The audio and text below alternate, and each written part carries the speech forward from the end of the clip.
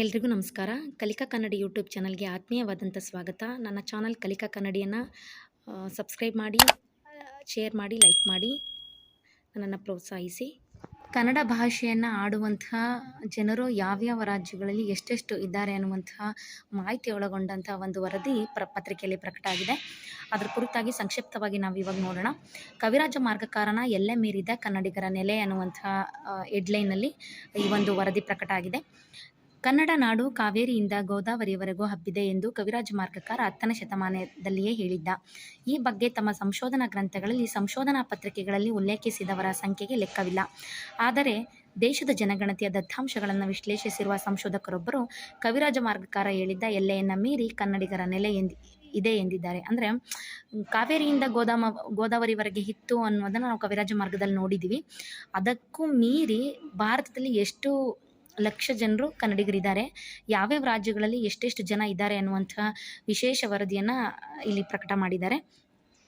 ದೇಶದ ಬೇರೆ ರಾಜ್ಯಗಳಲ್ಲಿ ನೆಲೆಸಿರುವ ಕನ್ನಡ ಭಾಷಿಕರ ಸಂಖ್ಯೆ 30 ಲಕ್ಷಕ್ಕೂ ಅಧಿಕ. ಹಾಗೆಂದು ಇವರೆಲ್ಲರೂ ಕರ್ನಾಟಕದಿಂದ ಅಲ್ಲಿಗೆ ಹೋಗಿ ನೆಲೆಸಿದವರಲ್ಲ. ಬದಲಿಗೆ ಅದೇ ನೆಲದಲ್ಲಿರುವ ಕನ್ನಡ ಭಾಷಿಕ ಕುಟುಂಬಕ್ಕೆ ಸೇರಿದವರಾಗಿದ್ದಾರೆ. ಕರ್ನಾಟಕದ ನೆರೆಯ ರಾಜ್ಯಗಳ ಜಿಲ್ಲೆಗಳಲ್ಲಿ ಕನ್ನಡ ಭಾಷಿಕ ಸಮುದಾಯವನ್ನು ಕಾಣಬಹುದಾಗಿದೆ. ಜಿಲ್ಲೆಯೊಂದರಲ್ಲಿ ಕನ್ನಡ ಭಾಷಿಕ ಸಮುದಾಯದ ಸಂಖ್ಯೆ 10,000ಕ್ಕೂ ಹೆಚ್ಚಿರುವ ಒಟ್ಟು 37 ಜಿಲ್ಲೆಗಳನ್ನು 2011ರ ಜನಗಣತಿಯಲ್ಲಿ ಗುರುತಿಸಲಾಗಿದೆ.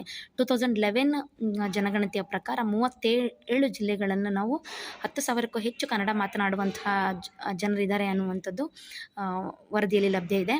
ಹೊರ ರಾಜ್ಯದಲ್ಲಿ ಕನ್ನಡ ಭಾಷಿಕರು ಅತಿ ಹೆಚ್ಚು ಇರುವ ಜಿಲ್ಲೆ ಮಹಾರಾಷ್ಟ್ರದ ಸೊಲ್ಲಾಪುರ. ಅತಿ ಹೆಚ್ಚು ಕನ್ನಡ ಭಾಷೆಯನ್ನು ಮಾತನಾಡುವಂಥ ಜನರಿರೋದು ಕರ್ನಾಟಕ ಹೊರತುಪಡಿಸಿ ಮಹಾರಾಷ್ಟ್ರದ ಸೊಲ್ಲಾಪುರದಲ್ಲಿ ಕನ್ನಡ ಮಾತನಾಡುವ 4 ಲಕ್ಷಕ್ಕೂ ಹೆಚ್ಚು ಜನರಿದ್ದಾರೆ.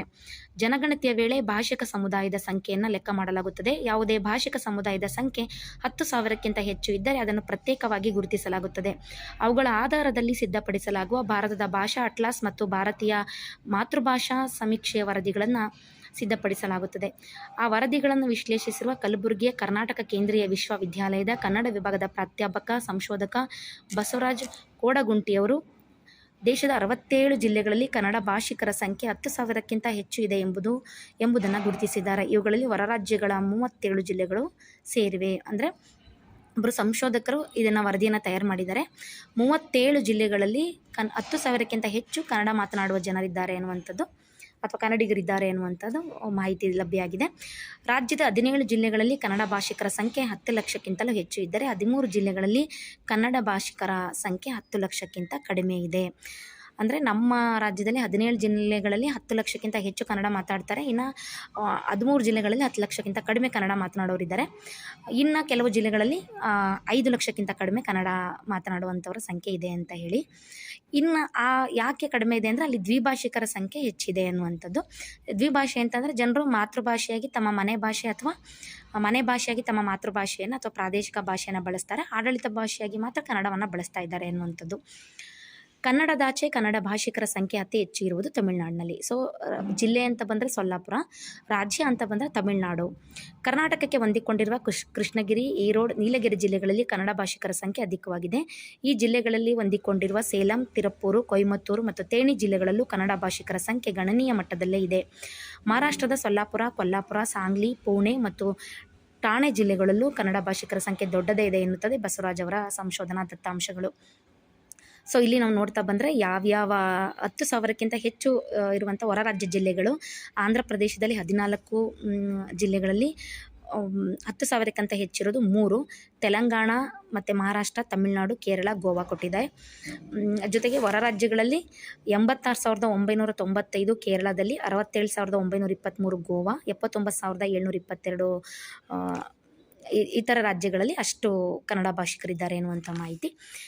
ಇನ್ನೊಂದು ಇದರಲ್ಲಿ ವಿಷಯ ಏನಪ್ಪ ಅಂತಂದರೆ ದಕ್ಷಿಣ ಕನ್ನಡ ಮತ್ತು ಕೊಡಗು ಜಿಲ್ಲೆಗಳಲ್ಲಿ ಕನ್ನಡ ಮಾತನಾಡುವಂಥರ ಹೆಚ್ಚಿನ ಜನರು ಇಲ್ಲ ಎನ್ನುವುದು ಈ ದತ್ತಾಂಶಗಳು. ಇದು 2011ರ ಜನಗಣತಿಯನ್ನು ಒಳಗೊಂಡು ರೆಡಿ ಮಾಡಿರುವಂತಹ ವರದಿ. ಯಾಕೆ ಅಂತಂದರೆ ಇಲ್ಲಿ 1 ಲಕ್ಷಕ್ಕಿಂತ ಹೆಚ್ಚು ಮತ್ತು 2 ಲಕ್ಷಕ್ಕಿಂತ ಕಡಿಮೆ ಕನ್ನಡ ಮಾತನಾಡುವ ಜಿಲ್ಲೆಗಳ ವಿಭಾಗದಲ್ಲಿ ಇದು ಬರುತ್ತೆ. ಯಾಕಂದರೆ ಈ ಜಿಲ್ಲೆಗಳಲ್ಲಿ ಅಲ್ಲಿನ ಪ್ರಾದೇಶಿಕ ಭಾಷೆಗಳನ್ನು ಮಾತನಾಡ್ತಾರೆ. ದಕ್ಷಿಣ ಕನ್ನಡದಲ್ಲಿ ಆಲ್ವೇಸ್ ನಮಗೆ ಗೊತ್ತಿರೋ ಹಾಗೆ ತುಳು ಭಾಷೆಯನ್ನು ಹೆಚ್ಚಾಗಿ ಮಾತನಾಡ್ತಾರೆ. ಇನ್ನು ಕೊಡಗಿನಲ್ಲಿ ಕೊಡವ ಭಾಷೆಯನ್ನು ಮಾತನಾಡ್ತಾರೆ ಅನ್ನುವಂಥದ್ದು. ಅತಿ ಹೆಚ್ಚು ಮಾತನಾಡುವಂಥ ಹೊರ ರಾಜ್ಯ ಯಾವುದಪ್ಪ ಅಂದರೆ ತಮಿಳುನಾಡು. ಇನ್ನು ಹೊರ ರಾಜ್ಯದ ಜಿಲ್ಲೆ ಯಾವುದಪ್ಪ ಅಂದರೆ ಸೊಲ್ಲಾಪುರ. ನಮ್ಮ ಕರ್ನಾಟಕದಲ್ಲಿ ಅತಿ ಕಡಿಮೆ ಕನ್ನಡ ಭಾಷೆಯನ್ನು ಬಳಸುವಂಥ ಜಿಲ್ಲೆಗಳು ಯಾವುದಪ್ಪ ಅಂದರೆ ಅದು ದಕ್ಷಿಣ ಕನ್ನಡ ಮತ್ತು ಕೊಡಗು ಅನ್ನುವಂಥದ್ದು. ಟೋಟಲ್ ಹೊರ ರಾಜ್ಯಗಳಲ್ಲಿ ಎಷ್ಟು ಕನ್ನಡಿಗರಿದ್ದಾರಪ್ಪ ಅಂದರೆ 30.55 ಲಕ್ಷ ಕನ್ನಡಿಗರು ಹೊರ ರಾಜ್ಯದಲ್ಲಿ ನಮಗೆ ಕಂಡು ಬರ್ತಾರೆ. ಅಂದರೆ ಕನ್ನಡ ಭಾಷೆಯನ್ನು ಆಡುವಂಥ ಜನರು ಕಂಡು ಬರ್ತಾರೆ ಅನ್ನುವಂಥ ದತ್ತಾಂಶವನ್ನು ಒಳಗೊಂಡಂಥ ವರದಿ ಇದು. ಇಲ್ಲಿ ನೀವು ನೋಡ್ತಾ ಬರ್ಬೋದು ಕನ್ನಡಿಗರು ಇರುವ ಜಿಲ್ಲೆ ಮತ್ತು ಕನ್ನಡಿಗರ ಸಂಖ್ಯೆ ಅಂತ ಇದೆ. 30 ಲಕ್ಷ ಹೊರ ರಾಜ್ಯ ಕನ್ನಡಿಗರಿದ್ದಾರೆ. ಅದರಲ್ಲಿ ಇಡೀ ಭಾರತದಲ್ಲಿ ಟೋಟಲ್ ಇರುವಂತಹ ಜನಸಂಖ್ಯೆಯಲ್ಲಿ 4.37 ಕೋಟಿ ಕನ್ನಡಿಗರು. ಇನ್ನು ನಮ್ಮ ಕರ್ನಾಟಕದಲ್ಲಿ ಎಷ್ಟು ಜನ ಇದ್ದಾರಪ್ಪ ಅಂದರೆ 4.065 ಕೋಟಿ. ಟೋಟಲ್ ಹೊರ ರಾಜ್ಯ ಕನ್ನಡಿಗರು ಅಥವಾ ಕನ್ನಡ ಮಾತನಾಡುವವರು ಎಷ್ಟು ಜನ ಇದ್ದಾರಪ್ಪ ಅಂದರೆ 30.55 ಲಕ್ಷ. ಅತಿ ಹೆಚ್ಚಿರುವಂಥದ್ದು ತಮಿಳುನಾಡಲ್ಲಿ 12.86 ಲಕ್ಷ. ಇನ್ನು 10 ಲಕ್ಷ ಮಹಾರಾಷ್ಟ್ರದಲ್ಲಿ, ಇನ್ನು 5.34 ಲಕ್ಷ ಆಂಧ್ರ ಪ್ರದೇಶ ಮತ್ತು ತೆಲಂಗಾಣದಲ್ಲಿ ಇದ್ದಾರೆ ಅಂತ. ಸೊ ಇಲ್ಲಿ ನಿಮಗೆಲ್ಲ ಅಂಕಿಅಂಶಗಳನ್ನು ಡೀಟೇಲ್ಸ್ ಆಗಿ ಕೊಟ್ಟಿದ್ದಾರೆ, ಇದನ್ನು ನೋಡ್ಕೋಬೋದು. ಸೊ ಕವಿರಾಜ ಮಾರ್ಗದಲ್ಲಿ ಏನು ಹೇಳಿದ್ದಾರೆ, ಕಾವೇರಿಯಿಂದ ಗೋದಾವರಿವರೆಗೂ ಕನ್ನಡ ನಾಡು ಹಬ್ಬಿತ್ತು ಅನ್ನುವಂಥ ಮಾಹಿತಿ ಇದೆ. ಈಗ ನಮ್ಮ ಭಾರತದಲ್ಲಿ ಅದಕ್ಕಿಂತ ಹೆಚ್ಚು ಕನ್ನಡ ಭಾಷೆಯನ್ನು ಮಾತನಾಡುವವರು ಇದ್ದಾರೆ. ಒಂದು ಭಾಷೆ ಬೆಳಿಬೇಕು ಅಂತಂದರೆ ಖಂಡಿತವಾಗ್ಲೂ ಅದನ್ನು ಆಡುವಂಥ ಜನರು ಮಾತ್ರ ಅದನ್ನು ರಕ್ಷಿಸೋದಕ್ಕೆ ಸಾಧ್ಯ. ಹೀಗೆ ನಮ್ಮ ಭಾಷೆ ಮತ್ತು ನಮ್ಮ ನಾಡು ಹೀಗೆ ಅಭಿವೃದ್ಧಿಯನ್ನು ಹೊಂದಲಿ, ಹಾಗೆ ಕನ್ನಡ ಭಾಷೆ ಎಲ್ಲೆಡೆ ಪಸರಿಸಲಿ. ನಮ್ಮ ಮಾತೃಭಾಷೆ ನಮ್ಮ ಹೃದಯದ ಭಾಷೆ. ಹಾಗಾಗಿ ಎಲ್ಲರೂ ಕೂಡ ಕನ್ನಡವನ್ನು ಪ್ರೀತಿಸೋಣ, ಕನ್ನಡವನ್ನು ಬೆಳೆಸೋಣ ಅಂತ ಹೇಳ್ತಾ ವಿಡಿಯೋ ನೋಡೋದಕ್ಕಾಗಿ ಎಲ್ರಿಗೂ ಕೂಡ ಧನ್ಯವಾದಗಳು.